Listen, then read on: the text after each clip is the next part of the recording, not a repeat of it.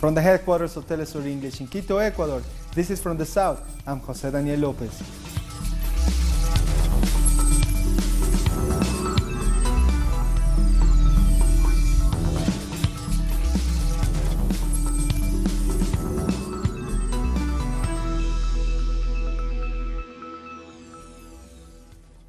U.S. President Donald Trump says he has authorized the use of lethal force by troops guarding the border against the migrant caravans. Speaking from Florida on Thanksgiving Day, Trump said he hoped such force would not be necessary. Earlier, a White House memorandum signed by Trump and published by Newsweek said there's evidence that the migrants may prompt incidents of violence and disorder. They have to. They're going to use lethal force. I've given the okay. Yeah, if they have to. I hope they don't have to.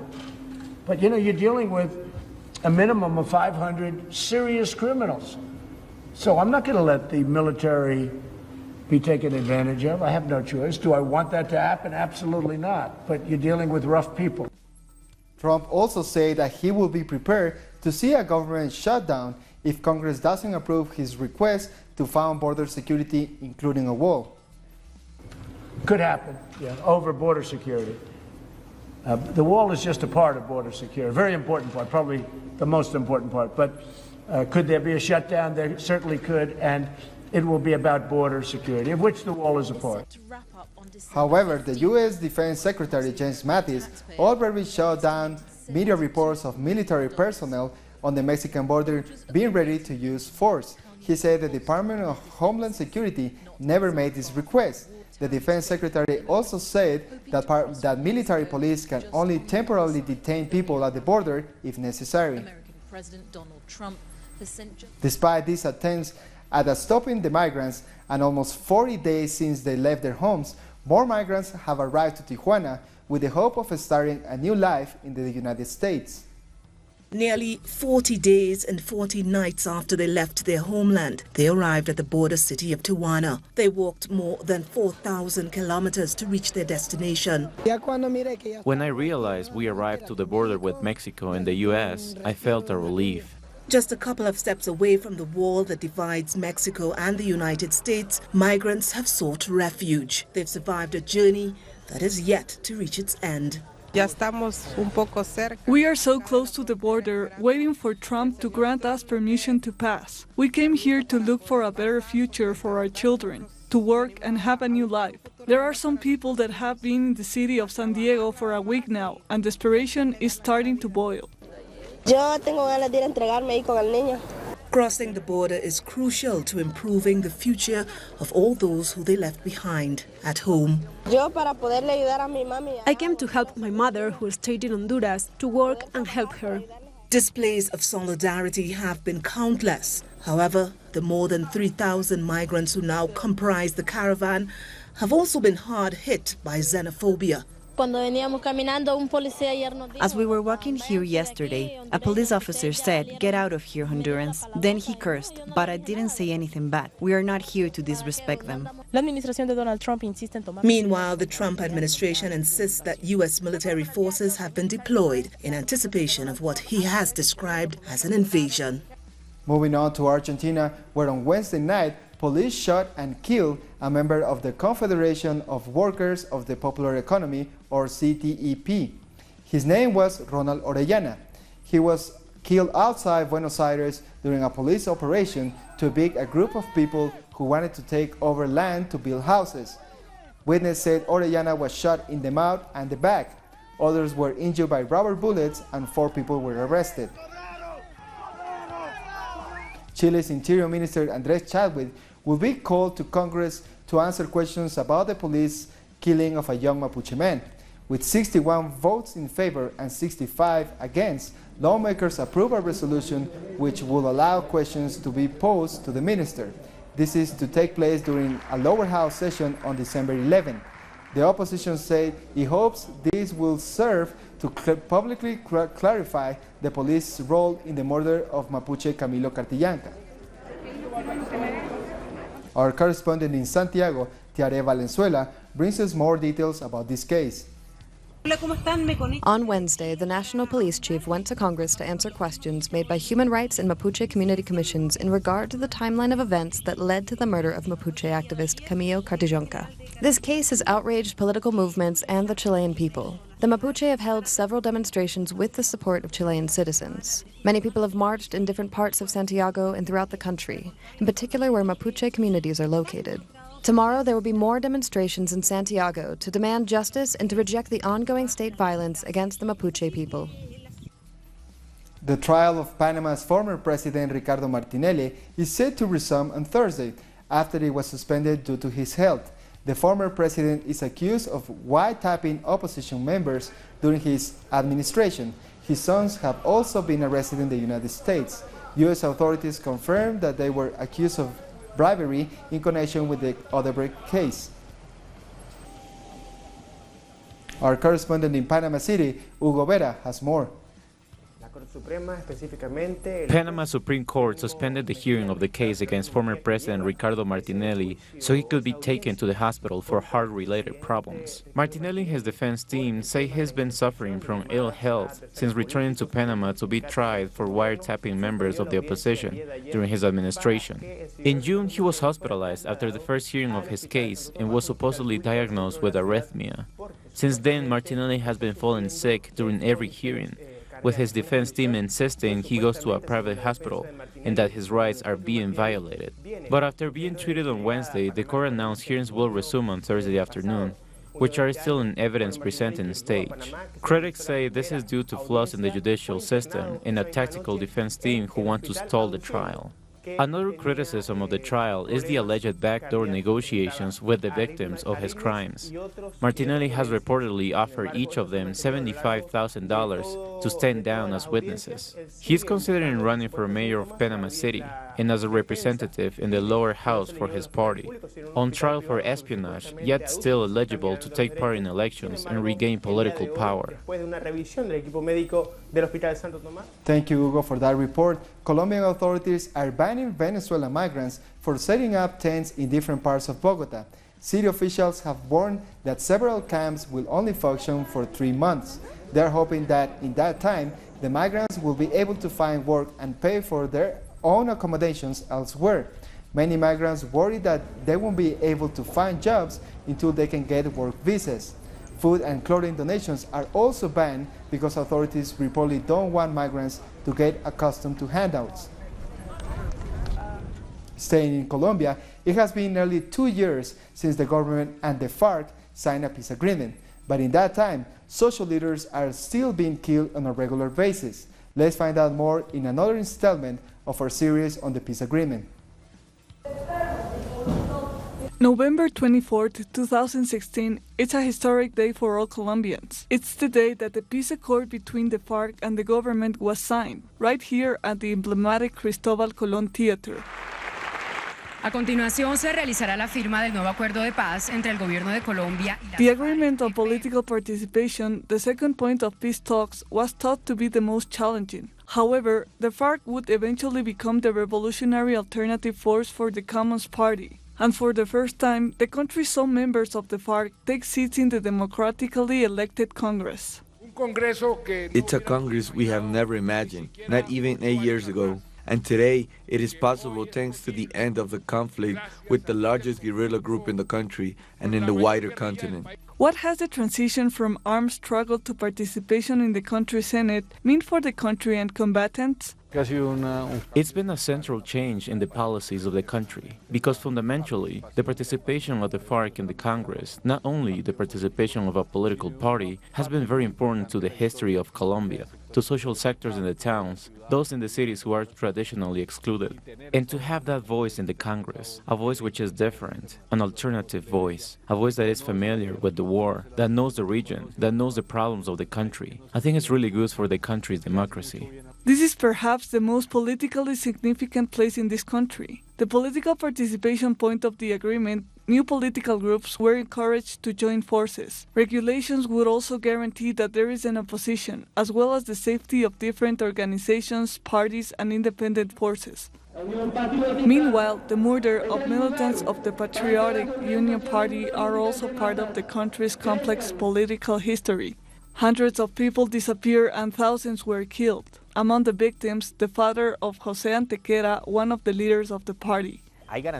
They're a security country to what many could think. For instance, FARC has said that they have a better situation than they expected in Congress. However, at the same time, there are cases such as Jesus Santic, one that do not have any guarantees. So far, there is no evidence against him, which could be taken from being a congressperson as it is happening. And also at the same time, FARC members are being killed together with social leaders, murderers. Colombia's Congress has 280 seats held by members of traditional parties. The peace agreement suggests 16 more. This could require the creation of new peace municipalities to allow people living in areas affected by the armed conflict to exercise their franchise and have broader representation in the Senate. This, however, has not yet materialized. So what does this mean for affected communities and for the victims of the armed conflict? It's an attack on real peace. Peace did not start when the peace agreement was signed. With this, the Congress is supporting a violation of victims' rights. 2 years after the peace agreement was signed, Colombian people are still waiting to have more political participation. They also demand that systems are put in place that would facilitate wider citizen participation in the political process. We'll take a short break now. Join us again after this.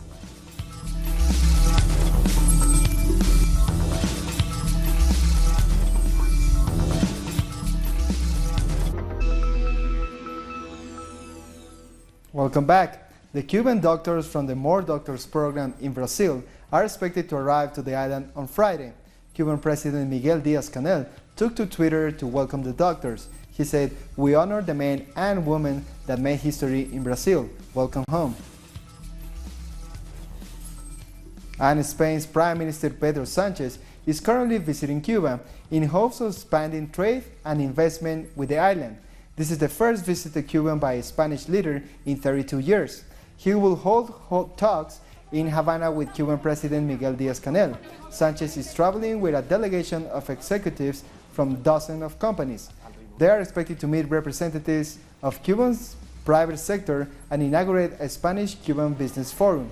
Several hundred Spanish firms already operate in Cuba, many in the tourism sector. Our correspondent in Havana, Alien Fernandez, has more details on this visit. Spanish Prime Minister Pedro Sánchez is going to visit Cuba. There's a great expectation because this is the first official visit of a Spanish Prime Minister to the island in 32 years. The last time a Spanish Prime Minister visited Cuba was Felipe González in 1986. After that, in 1999, Prime Minister José María Aznar and King Juan Carlos I visited Cuba, but it was not on an official visit, but to participate in an Ibero-American summit. Sánchez will arrive in Cuba in the coming hours, and shortly after he will meet his counterpart, Miguel Díaz-Canel. He is expected to sign commercial agreements with the country. On Friday, Sánchez will participate in a business forum in a Spanish-owned hotel. The Spanish Prime Minister will also walk around the colonial neighborhood of Havana and will take part in a symbolic act to commemorate late Cuban General Antonio Macedo. After that, he will return to Spain. Many people expect that this visit reinforces old economic ties between the two countries. Spain is the third main commercial partner of the island after Venezuela, China, and Europe. Authorities of both countries have said there is a path of growing ties in sectors such as industry and tourism. At least 6 people have been killed in Haiti when a government vehicle lost control and ran over a group of protesters. The vehicle was later set on fire by another protesters. This incident occurred on the 4th consecutive day of a general strike. Demonstrators want President Jovenel Moïse to resign for not investigating corruption allegations. And the Haitian president has urged his political rivals to respect democracy after 4 days of violence and protests, calling for his resignation. In a televised address, Jovenel Moïse appealed for calm and demanded that the will of the people who elected him as president in 2017 be respected. He also called for an all-inclusive dialogue. His statement comes after Sunday's demonstrations, followed by a general strike that has paralyzed the country. Social organizations in Bolivia are throwing their support behind President Evo Morales and Vice President Álvaro García Linera as they seek to be re-elected in 2019's general elections. Bolivian Workers' Union announced its decision following a national assembly. We want to strengthen the candidacy of Evo Morales. He's the best candidate and leader for the 2019 general elections. We're also throwing our support behind our friend Álvaro García Linera, the vice presidential candidate seeking re-election. Social organization, campesinos, and indigenous groups, all part of the National Council for Change, wasted little time in demonstrating their support for Morales and his vice president. They're standing in solidarity with the union as they back the government.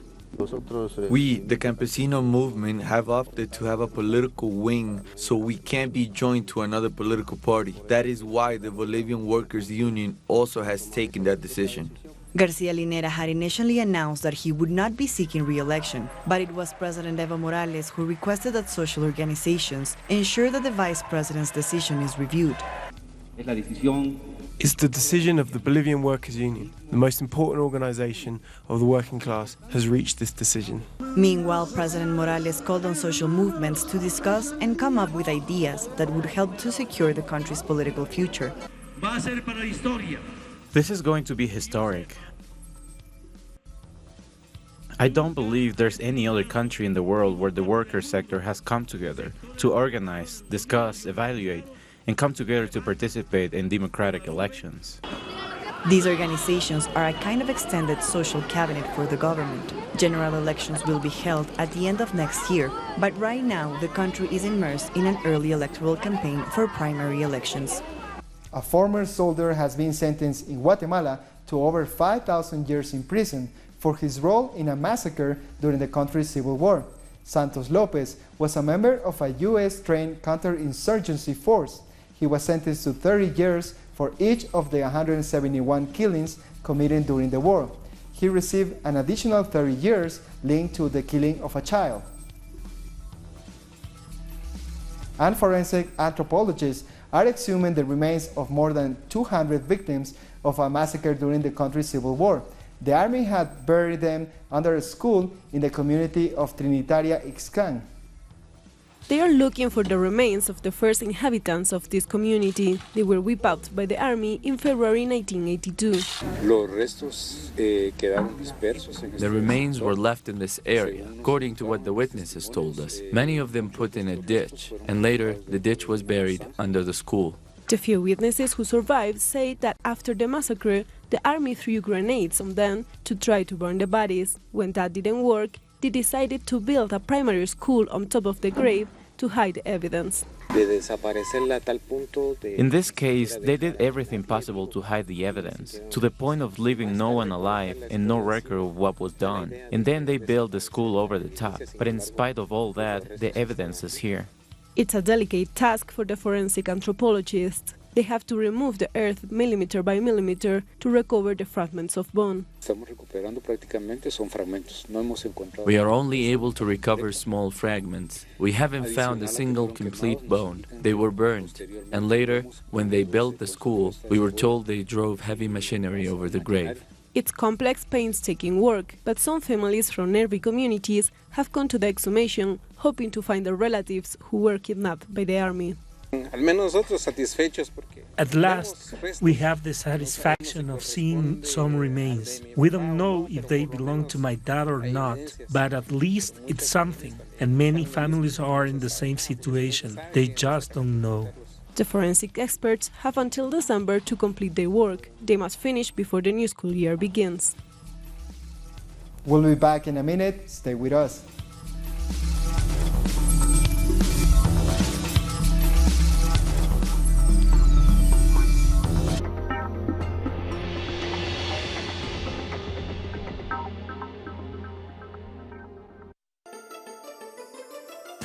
The ruling world order has always subjugated the masses. But who are the actors behind every move? What are their real interests? We analyze every move on Critical Move. Weekdays, only on Telesur.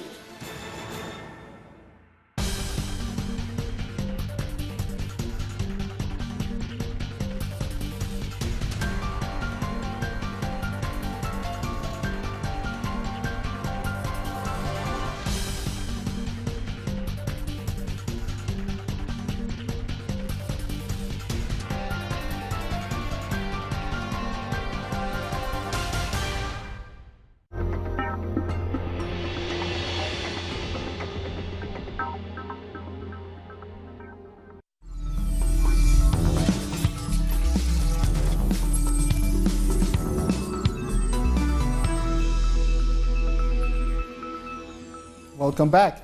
The National Union of Mental Workers of South Africa recently launched a new political party, the Socialist Workers' Revolutionary Party. Earlier we spoke with NUMSA spokesperson Pakamili Majola about the new party. Well, one of the key lessons that we've learned as NUMSA, as having worked as part of the ANC alliance, is that it is impossible for the working class to achieve genuine equality and freedom when they make compromises with capital. And our alliance within the ANC was in effect a compromise with capital, because the ANC has been pursuing very, very narrow neoliberal macroeconomic policies. Civil servants in Tunisia have taken to the streets on a strike after the demands for higher wages were not met. It's reportedly being described as the largest strike by workers in the country's recent history. It comes after talks between the government and the Tunisian General Labor Union broke down. The government has rejected calls for higher wages because of pressure from the International Monetary Fund to reduce the budget deficit. The great responsibility is attributed to the ruling coalition with regards to the situation and crisis that Tunisia has reached, and also the social situation, the social tension and very difficult social climate. All the parties must take responsibility for what will happen in the future. The United Nations Yemen envoy is meeting the head of the Houthi fighters' Revolutionary Council in Sana'a in an attempt to broker a peace deal. Martin Griffiths is trying to bring an end to the war between the Houthi fighters and the Saudi-led coalition, a conflict that has caused one of the world's worst humanitarian disasters. The war has been going on since 2015, when a failure of a political transition after the Arab Spring forced President Ali Abdullah Saleh to hand over power to his deputy. The Islamic University of Gaza is offering vocational training courses to young Palestinians with disabilities sustained during the Great March of Return protest. Participants train for 4 months in different specialties, including carpentry, programming, and maintenance of smart technologies, among others. The program aims to help them find employment despite their disabilities so they can contribute to society. The project targets those injured during the March of Return demonstrations. The project started at the beginning of August 2018. It targeted the injured that have become handicapped. They told us that there were professional courses for the wounded, and I wanted to participate in them. And thank God, I chose the specialization of the maintenance of mobiles. I loved this field before, and I could learn it after my injury. Thank God. The United Kingdom and the European Union have agreed on a draft political declaration that sets out the terms of a post-Brexit relationship. The European Council President says the EU executive informed him that the text has been agreed on principle and that leaders of the 27 remaining EU states will debate the text at a meeting in Brussels. The declaration states that the transition period could be extended up to 2 years. Prime Minister Theresa May is said to make an emergency statement in Parliament. Throughout these difficult and complex negotiations with the European Union, I have had one goal in mind: to honour the vote of the British people and deliver a good Brexit deal. Last week we achieved a decisive breakthrough when we agreed with the European Commission the terms for our smooth and orderly exit from the EU. Alongside that withdrawal agreement, we published an outline political declaration setting out the framework for our future relationship. Last night in Brussels, I had a good detailed discussion with President Juncker, in which I set out what was needed in that political declaration to deliver for the United Kingdom. We tasked our negotiating teams to continue working overnight, and as a result, the text of that declaration has been agreed between the European Union and the United Kingdom. We come to the end of this news brief. These and many other stories you can find at our website at telesurenglish.net. And join us on social media, Facebook, Twitter, and Instagram. For Telesur English, I'm Jose Daniel Lopez. Thank you for watching.